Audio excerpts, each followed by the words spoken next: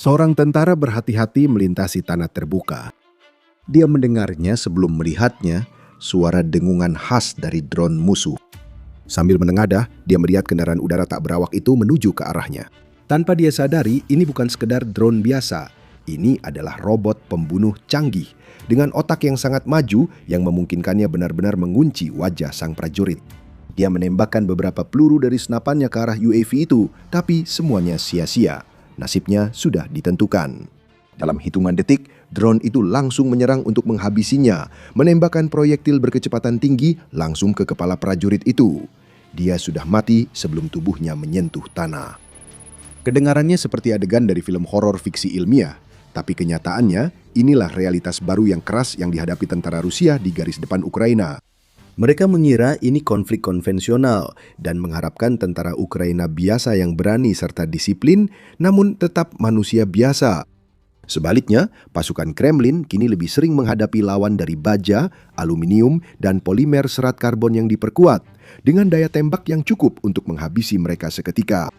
Mesin pembunuh mematikan yang tak butuh makan atau tidur dan tak pernah berhenti memburu setiap tentara musuh dalam bidikan mereka. Perkembangan baru ini memicu ketakutan dan kepanikan di kalangan pasukan Kremlin, bahkan di antara blogger militer mereka yang paling tangguh. Akun Telegram Two Majors misalnya, yang merupakan akun blogger Z Rusia yang sudah lama berjalan dan cukup dikenal, baru-baru ini menulis. Medan perang secara bertahap berubah menjadi ekosistem mesin, di mana manusia semakin tidak lagi menjadi peserta, melainkan objek yang dikenali. Segalanya bergerak menuju kenyataan bahwa manusia akan menjadi objek perburuan bagi beberapa AI, sementara AI lain akan berusaha melindungi mereka dari para pemburu. Ini adalah tanggapan atas video viral pertengahan Mei yang cepat menyebar di media sosial, menampilkan seorang tentara Rusia yang terjebak dibunuh secara brutal oleh drone pembunuh berteknologi pelacakan wajah. Meskipun pasukan Ukraina belum secara resmi mengungkapkan detail tentang spesifikasi teknis atau kapasitas pasti dari drone tertentu ini, para ahli dan analis telah sibuk menganalisis rekaman tersebut dan membandingkannya dengan informasi sumber terbuka untuk melengkapi bagian yang belum diketahui. Inilah yang mereka temukan. Biasanya, drone first person view atau FPV dilengkapi dengan hulu ledak berongga penembus baja. Biasanya, mereka memakai granat berpeluncur roket RPG yang dimodifikasi atau hulu ledak fragmentasi yang meledak saat benturan sehingga merusak apapun di sekitarnya. Inilah jenis drone serang yang sering digunakan Ukraina untuk menyerang regu serbu garis depan Rusia, kendaraan tempur infanteri, dan infrastruktur musuh. Namun, drone yang tertangkap dalam video viral tersebut cukup berbeda. Drone itu tidak menabrak tentara atau jatuh di sampingnya sebelum meledak. Sebaliknya, drone itu tampak memposisikan diri pada jarak tertentu, dengan para ahli memperkirakan jaraknya sekitar 20 meter atau 65 kaki dari korbannya saat meledakkan proyektilnya. Video itu lalu menampilkan jejak asap dari ledakan drone ke arah tentara yang jadi titik tumbukan. Para ahli yang jeli dengan cepat menyadari bahwa ini kemungkinan besar adalah penetrator bentukan ledakan atau EFP. Muatan berongga konvensional memakai pelapis logam kerucut yang runtuh saat ledakan, membentuk semburan tipis dan panjang, sebagian meleleh, mampu menembus lapisan baja tebal dan menciptakan lubang sempit tapi dalam pada target. Namun, EFP menggunakan pelapis berbentuk piringan yang lebih berat yang membentuk proyektil padat dan rapat pada saat ledakan, hampir seperti peluru aerodinamis berkecepatan tinggi. Ini bukan hanya perbedaan fungsi, tapi juga kemampuan. Misalnya, EFP cenderung jauh lebih efektif pada jarak jauh, tetapi tidak terlalu efektif dalam menembus lapisan baja. Muatan konvensional lebih baik menembus, namun harus diledakkan di dekat target untuk kerusakan maksimal. Karena alasan ini, muatan konvensional sering dipakai sebagai senjata anti-tank serangan langsung untuk menembus lapisan tebal tank dan kendaraan tempur infanteri. Sementara itu, EFP digunakan untuk menyerang sasaran yang perlindungannya lebih lemah atau ditembakkan dari atas saat menghadapi kendaraan musuh agar dapat mengenai bagian atasnya yang biasanya lebih lemah dan tipis. Di Ukraina, pasukan Kiev telah memanfaatkan Bofors Bonus, amunisi artileri klaster berpemandu 155 mm yang dikembangkan Bofors Swedia dan Nexter dari Prancis. Amunisi anti-armor Fire and Forget ini ditembakkan seperti peluru tradisional pada jarak hingga 21,7 mil atau 35 km. Setelah mencapai target, amunisi ini melepaskan 2 munisi otonom dengan sensor gabungan yang dapat secara mandiri memindai, mendeteksi, dan menghancurkan kendaraan lapis baja dari atas. Setiap submunisi memiliki sayap mini, memungkinkannya berputar di udara, turun perlahan ke target sambil menggunakan sensor inframerah dan LiDAR untuk memindai permukaan tanah. Saat melihat sasaran yang diduga, mereka membandingkan bentuk dan ukurannya dengan basis data yang telah diprogram untuk konfirmasi. Setelah proses itu selesai, hulu ledak IFP diluncurkan ke bawah, biasanya menembus lapisan tipis baja di bagian atas tank Rusia dan kendaraan tempur infanteri. Akurat, serbaguna, dan mudah beradaptasi, amunisi ini telah terbukti bernilai selama bertahun-tahun, membantu pasukan Ukraina menghancurkan tank terkuat seperti T-90M Rusia. Sekarang bayangkan jika Ukraina bisa mengambil teknologi mematikan yang sama dan menggabungkannya ke dalam sebuah drone. Tidak berlebihan untuk mengatakan bahwa ini akan menjadi terobosan besar.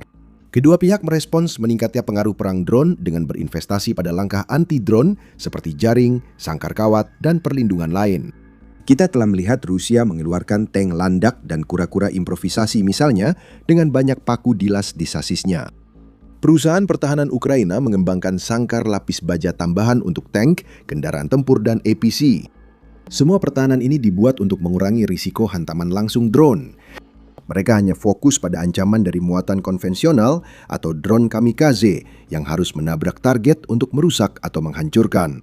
Idenya sederhana, jika drone meledak lebih jauh dari rangka utama kendaraan, dampaknya tidak akan seefektif itu. Namun, jika Anda mengirim drone dengan IFP, situasinya berubah total. Drone-drone ini tidak perlu mendekat ke target. Mereka bisa melayang puluhan kaki di atas target, jauh dari sangkar dan paku sebelum menembus pertahanan. Jika Ukraina bisa memproduksi dan menggunakan drone ini secara massal, mereka dapat meniadakan banyak pertahanan drone Rusia, sehingga kerugian tank dan aset Kremlin bisa bertambah, di luar ribuan kendaraan yang sudah hancur sebelumnya. Namun, ada juga beberapa kelemahan. Yang paling menonjol, jenis hulu ledak seperti ini biasanya membutuhkan tingkat keterampilan operator yang lebih tinggi untuk mengoperasikannya. Dengan drone konvensional, operator hanya fokus mencari dan menerbangkan drone ke target. Kadang mereka harus membidik titik lemah pada tank, kendaraan, atau antena satelit sistem pertahanan udara musuh yang rumit. Namun banyak tim drone Ukraina kini sudah berpengalaman bertahun-tahun sehingga sangat mahir menggunakannya. Namun, drone IFP memerlukan pendekatan yang sangat berbeda. Operator tidak hanya harus menemukan target mereka dan mendekatinya tanpa ditembak jatuh di perjalanan, tetapi mereka juga harus mengambil posisi yang sempurna dengan jarak yang tepat dari target mereka sebelum meledakkan amunisi pada saat yang benar-benar tepat untuk memberikan kerusakan maksimal. Ini tidak mudah. Hal ini makin rumit saat menghadapi target kecil seperti personel. Ukraina pernah mencoba menggunakan FPV dengan hulu ledak Claymore untuk menghabisi pasukan Rusia. Namun operator menemukan bahwa alat tersebut cukup sulit digunakan karena mereka harus meledakkan bahan peledak pada jarak yang tepat dari target mereka dan juga pada sudut yang tepat.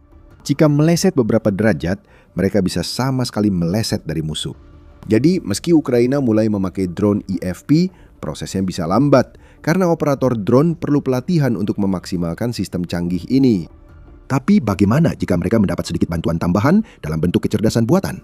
Itu akan mengubah segalanya. Ngomong-ngomong, jika Anda ingin lebih banyak wawasan seperti ini, pastikan Anda sudah berlangganan The Military Show. Kami membahasnya seperti ini setiap saat. Pada tahun 2018, seorang YouTuber bernama Michael Reeves membuat sebuah video ringan yang pada dasarnya tentang upayanya membuat sekelompok drone yang mampu mengunci wajah target mereka. Dia menggabungkan perangkat lunak pengenalan wajah dan autopilot AI sederhana untuk menciptakan drone serang otonom yang terjangkau yang menabrak kepala orang. Drone-drone itu memang tidak membawa bahan peledak, tapi bagaimana jika drone-drone itu dibekali bahan peledak? Sekarang di tahun 2026, perang Rusia-Ukraina hampir memasuki fase banjir drone. Gerombolan UAV FPV memenuhi langit garis depan setiap hari, memburu dan menghancurkan musuh atau aset musuh yang mereka temukan. Banyak drone yang terbang untuk Ukraina telah dilengkapi dengan setidaknya beberapa jenis teknologi AI. dengan perusahaan pertahanan nasional seperti Forthlow dan internasional seperti Orterion yang membuat modul tambahan canggih. Itu dapat secara efektif meningkatkan drone serang kecil dan sederhana menjadi amunisi yang jauh lebih pintar dan didukung AI dengan kemampuan untuk mengidentifikasi, mengunci, dan mengejar targetnya dengan presisi dan efisiensi tanpa ampun. Ukraina umumnya memakai teknologi baru yang inovatif untuk meningkatkan UAV agar lebih efektif melawan teknologi peperangan elektronik atau EW milik musuh. Rusia kerap memakai sistem EW seperti jammer untuk mengganggu komunikasi drone, memutus hubungan dengan operator, sehingga UAV sering hanya berputar di udara lalu jatuh di ladang terdekat, bukan menyerang targetnya. Beberapa produsen mengklaim FPV berbasis AI 2 kali lebih efektif dari model manual dengan tingkat keberhasilan hingga 80% dibandingkan sekitar 40% pada model konvensional. Harganya juga cukup terjangkau. Ukraina bisa memproduksi FPV sederhana dengan modul otonomi AI dasar seharga di bawah $500 per unit. Beberapa sistem penargetan AI bahkan lebih murah, hanya seharga $100. Keunggulan lainnya adalah kemudahan penggunaannya. Ketika Anda memiliki otak AI di dalam drone Anda yang dapat mengambil alih setidaknya sebagian pekerjaan dalam menemukan dan menyerang target musuh, itu membuat hidup operator manusia jauh lebih mudah.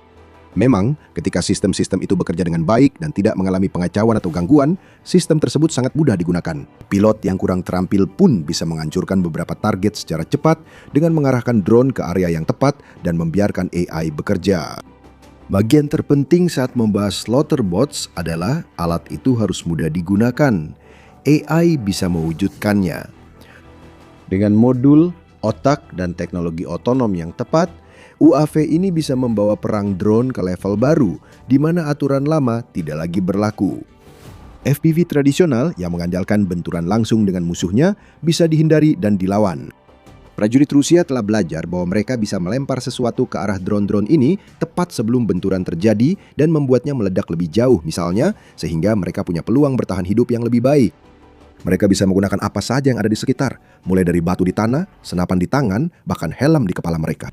Mereka dapat menembak drone FPV yang mendekat dengan shotgun atau senjata serupa untuk menghentikan UAV musuh. Dan karena drone-drone ini harus mendekat, tidak terlalu sulit bagi tentara yang terlatih untuk berhasil menembak jatuh mereka dari udara. Bahkan dengan pilot AI yang membimbing mereka, drone-drone ini akan selalu menghadapi rintangan di jalannya, sehingga membuat mereka lebih sulit mengenai targetnya.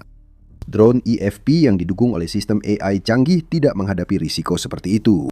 Mereka dapat meluncurkan amunisi peledak langsung dan akurat ke tentara musuh tanpa perlu mendekat hingga harus khawatir kena tembakan shotgun atau proyektil lain. Mereka akan semakin mematikan, pintar, dan sulit dihindari. Tentara Rusia yang bertemu slaughterbot ini kemungkinan besar akan memilih kabur demi keselamatan daripada melawan. Dalam jangka panjang, ini mungkin yang dibutuhkan Ukraina untuk memperbesar keunggulannya dan mencapai tujuan selanjutnya. Salah satu tujuan terpenting saat ini adalah menumpas lebih banyak pasukan Rusia dibanding sebelumnya. Mayor Robert Magyar Brovdi, tokoh utama di pasukan sistem tak berawak Ukraina, sering menekankan pentingnya meningkatkan jumlah korban lawan. Dia bersama banyak komandan lainnya berharap pada akhirnya bisa mencapai titik di mana Ukraina dapat menumpas tentara Rusia jauh lebih cepat daripada mereka bisa direkrut. Mereka sudah berada di jalur yang tepat untuk mewujudkan hal itu. Pada awal 2026, statistik menunjukkan korban Rusia melebihi perekrutan mereka, menurut Panglima Angkatan Bersenjata Ukraina, Oleksandr Syrskyi kepada wartawan. Setiap hari tentara Rusia kehilangan minimal 1.000 personel tewas atau terluka. Sejak awal tahun 2026, total kerugian musuh sudah melebihi 141.500 personel, di mana lebih dari 83.000 diantaranya merupakan kerugian permanen. Pasukan Ukraina secara konsisten menewaskan 30.000 atau lebih personel Rusia setiap bulannya. Namun mereka tidak ingin berhenti di situ. Mereka menargetkan angka yang jauh lebih tinggi, yaitu 40.000 atau bahkan 50.000 idealnya pada akhir tahun 2026, dan secara aktif menyesuaikan taktik mereka untuk mewujudkannya, sambil juga mencari pertahanan yang lebih kuat serta senjata yang lebih inovatif dan berdampak untuk mendukung upaya mereka. Robot pembunuh bisa memainkan peran penting dalam upaya ini, dan pejabat Rusia sudah menyatakan kekhawatiran serius tentang potensi menakutkan dari sistem baru ini. Saluran Telegram Rusia, Rus Panorama, baru-baru ini membagikan video drone EFP yang tampaknya menewaskan tentara Rusia dengan keterangan bahwa musuh mulai memakai drone taktis yang telah ditingkatkan dengan kecerdasan buatan tempur. Ada tanda penargetan wajah serta jejak panas yang sesuai yang dimasukkan ke otak drone. Sekali lagi, penting untuk menambahkan catatan bahwa tidak ada satupun dari ini yang resmi. Ukraina belum mengkonfirmasi apapun terkait hal ini. Pasukan pertahanannya belum mengeluarkan pernyataan yang jelas untuk menjelaskan apa yang bisa dan tidak bisa dilakukan drone-drone ini, atau apakah drone-drone tersebut sedang diproduksi secara massal. Kita tidak tahu apakah mereka menggunakan pemanduan AI atau dikendalikan secara manual. Kita juga tidak tahu tingkat keberhasilan atau efisiensi keseluruhan seperti apa yang mungkin bisa mereka capai. Kita belum bisa yakin mereka diprogram membidik wajah atau kepala, karena baru ada satu bukti, yaitu video viral sebagai referensi. Video itu saja sudah cukup membuat Moskow waspada. Kemungkinan besar, Rusia sudah mencari langkah penanggulangan untuk teknologi baru ini. Mereka mungkin misalnya mempertimbangkan untuk membekali para tentara dengan masker untuk menutupi wajah mereka yang bisa membantu meniadakan segala bentuk pengenalan atau deteksi wajah yang mungkin digunakan oleh drone-drone itu. Para tentara juga mungkin mulai dilatih untuk menutupi wajah atau kepala mereka dengan lengan saat drone berada di atas, atau meringkuk seperti bola dengan tujuan agar mereka menjadi kurang terlihat dan tidak menjadi sasaran yang jelas bagi musuh mereka. Namun sampai kita mengetahui lebih banyak tentang drone-drone itu dan seluruh kemampuannya, Rusia memiliki sedikit harapan untuk bisa mengatasinya. Dan dengan industri pertahanan dalam negeri Ukraina yang terus berkembang, tidak ada yang tahu seberapa besar peran yang mungkin dimainkan oleh drone-drone yang beroperasi secara berkelompok ini di masa mendatang. Memang, pejabat-pejabat kunci sudah menyampaikan ambisi mereka untuk memproduksi sekitar 7 juta drone FPV hanya pada tahun 2026. Dengan kapasitas produksi berskala besar seperti itu, tidak akan butuh waktu lama bagi negara ini untuk membuat sejumlah besar drone tersebut dan menimbulkan korban yang belum pernah terjadi sebelumnya di kalangan pasukan Rusia. Selama puluhan tahun, penulis fiksi ilmiah dan sutradara membayangkan dunia dengan robot pembunuh yang mampu memindai wajah, membedakan warga sipil dan tentara, serta menghabisi musuh dengan brutal secepat kedipan mata. Di Ukraina, kisah-kisah itu menjadi kenyataan. Saat robot pembunuh dilepaskan, orang Rusia tak akan punya tempat bersembunyi. Ini salah satu dari banyak inovasi militer menarik dalam beberapa minggu terakhir. Tonton video ini untuk pelajari inovasi bom berpemandu buatan dalam negeri yang dirancang menyerang jauh di belakang garis musuh dengan presisi tinggi. Atau tonton video ini untuk melihat bagaimana jeratan perlahan tapi pasti semakin menjerat Presiden Rusia Vladimir Putin dengan puluhan negara bersiap untuk memenjarakan dia dan kroni-kroninya di Kremlin. Untuk laporan berita terbaru, analisis mendalam dan penjelasan detail tentang perkembangan terbaru dalam perang Rusia-Ukraina, pastikan untuk berlangganan The Military Show hari ini. Dan seperti biasa, terima kasih telah menonton.